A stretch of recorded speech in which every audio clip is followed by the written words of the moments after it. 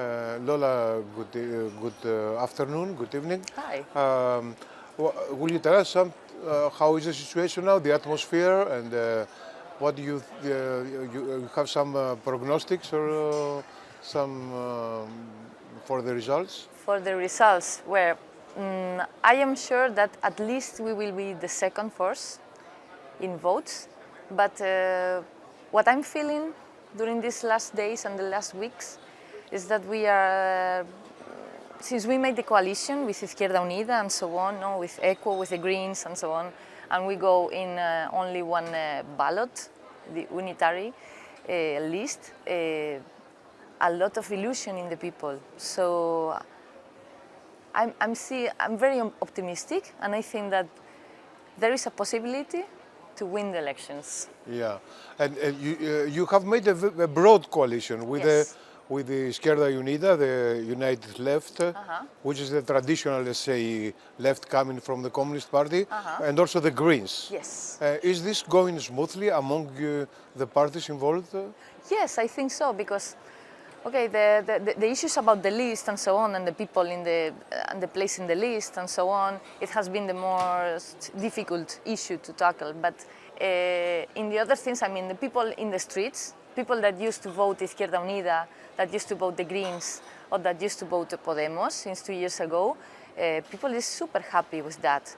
They say, and this is common sense. We have the same objectives, and we are the only force against austerity and against neoliberalism and so on. So it's a thing of common sense to go together.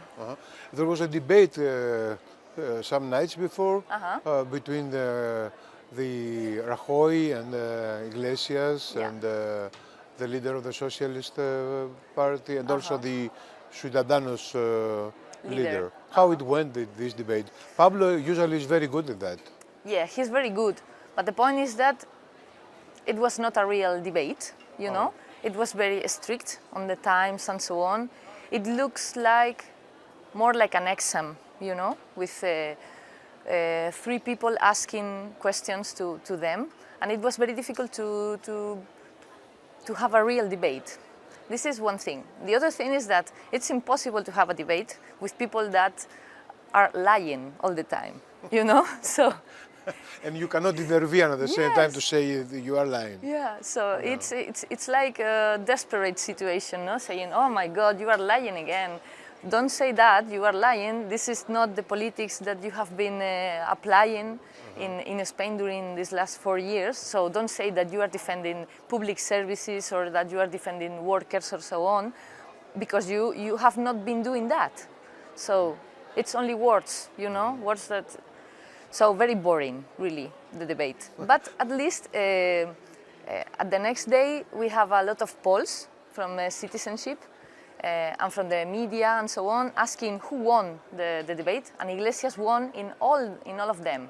Oh, even among the hostile press. Yes, yeah. The most hostile press asked for that, who won, and Iglesias won in all of them, so they are like in panic. Yeah. Saying, what's that? What's the main argument used against you? Because sometimes they are using, for instance, Venezuela or something surrealistic arguments. What's the main argument they are using against you? Instability, Venezuela, Greece, I don't know. Yes, it's been very tired to listen day by day talking about Venezuela, you know, and you say, we have a lot of problems here in Spain and a lot of problems in Europe. Of course, Venezuela also have a lot of problems, but it has nothing to do with Spain and with the Spaniards, you know, with the Spanish citizen and so on. So, but they are. Venezuela, you see what's going on in Venezuela, that's what Podemos want to do here, you know, crazy things. And yeah, they also use Iran, they also use North Korea, they use Greece also, of course, but it's crazy, you know, go to North Korea and say that we are friends of North Koreans. It's like, yeah, it's like crazy. We are not this way, of course. So I saw in the Greek press and also international press that you are using some very modern tactics of advertising your political line and during the electoral campaign. For instance, you use the IKEA kind of house of IKEA, but saying what should be done in this house to put it in order or something. So will you explain a little bit what did you do on that? Yeah, it was an idea about Carolina Vescanza is one of our leaders with more different ideas on campaigns and so on. And she thought, okay, we can make like an IKEA catalog, and we show different parts of the house, and we show our program, very easy to explain, so everybody can understand very easily. What are we going to do with education? What are we going to do with workers? What are we going to do with energy and so on? And it has been a success, absolute success. So it ran out in some hours, Yes. So they have to ask for the print, to print more and more and more, because everybody wants to have one at home. Because it's very easy to read, and everybody can understand our propositions. So yes, it's a good idea, and everybody was saying they are the media, the hostile media said, but you are against the multinationals and so on. What are you doing that and so on? Silly arguments, or saying that we take people as silly people, but it's not the same. Of course. At all. It's just a strategy to get to the most people as possible. Of course. And from the very beginning of Podemos, you are using a lot internet and social media, and you are doing the same thing like right now? Yes, of course. Social media is one of our strongest parts, because Podemos is mainly about young people. And since the beginning we saw that the mass media didn't want to take out our news, or what were we doing, or who we were, or whatever. No, it was a block, absolutely block. So we say, okay, we don't need you. We have a free platform like internet. So in internet we can say whatever we want, and we can talk among each other, and we make our own campaigns in internet. And anybody can defeat us. Here is we are spreading messages that arrives at a lot of people. So this is a good thing, because in television it's very difficult to get our real messages. It's all the time Venezuela, North Korea, So Is it still so difficult to?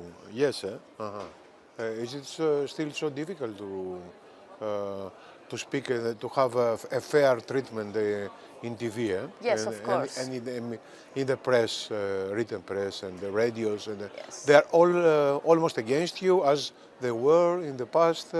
Yeah, it's very difficult. Sometimes I write articles or something that I send to the medias, and they say no, or they are going to talk about TTIP, for example, in television, and then I say, I want to be here to give a different voice. Oh, no, Podemos, no. So... Yeah. Is the Brexit issue among the campaign, how you feel it's going to influence the results or not? I think it will not have influence at all in the Spanish votes. We have been since December, during the first round of these votes, of these elections, in the middle of a campaign, a continuous campaign for months. So, of course, we care about Europe, but it's not in the mainstream, the Brexit. So I think it will not influence anybody on his vote or her vote. And the Catalan issue, the issue of independence of Catalonia, does that play a role? Yes. It does. Yes, of course. Yeah, the conservatives and the liberals, they use the Catalonia issue to divide Spain, you know, to say they, Podemos and Izquierda Unida and so on, they want to break Spain in two. We don't want to break anything, of course, but we want the Catalonian to have freedom to decide, you know, as England now with the Brexit, as Scotland had last year. So why not Catalonia? Of course, they have the right to decide. But the argument of the opposite is terrible. No, is the argument of fear, they want to break Spain. They want to minimize Spain. They hate Spain.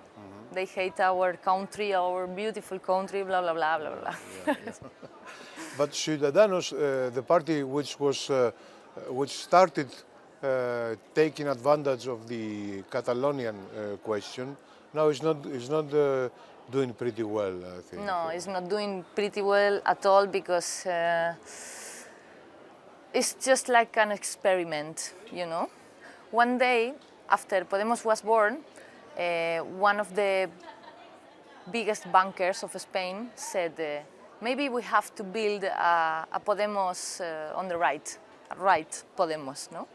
A conservative or a liberal Podemos.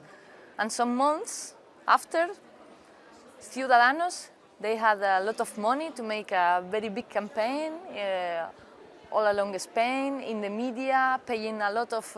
So, this money comes from the banks. They are financing this liberal party. Is it a secret or it's open? Oh, it's open. I mean, everybody knows that. And everybody knows the nexus between the bankers and Ciudadanos. Of course, everybody knows. Even the voters know that. You know, you listen to people and say, but they are the people that know how to do things well. You know, they are clever than you, so let them do it. Yeah.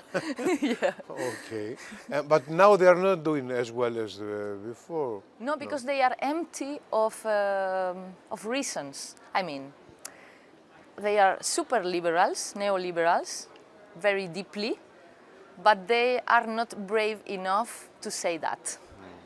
You know, because in Spain we have been suffering the austerity policies and so on. So they know that they cannot go there and say, we want less state, we want to take out the payers for the people that is not working, we don't want to pay for public education, we want them to pay for public health and so on. They know that they cannot do that.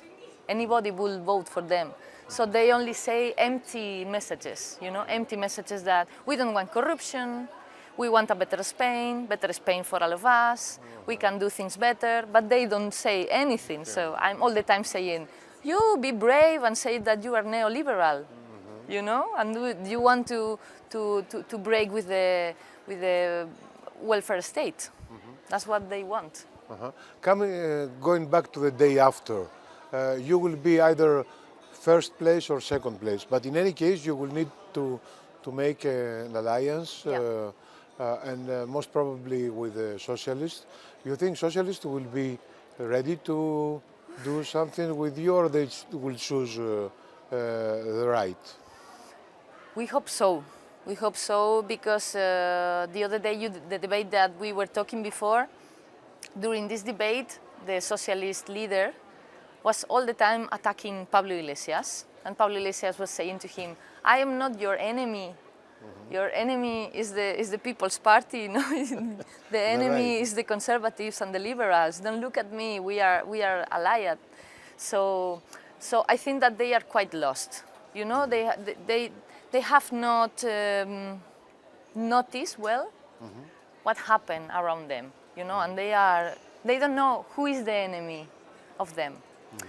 And this is one thing, and the other point is that the Socialist Party in Spain is quite on the right. As we can see here in the European Parliament, what they vote and what they defend, they are not socialists anymore.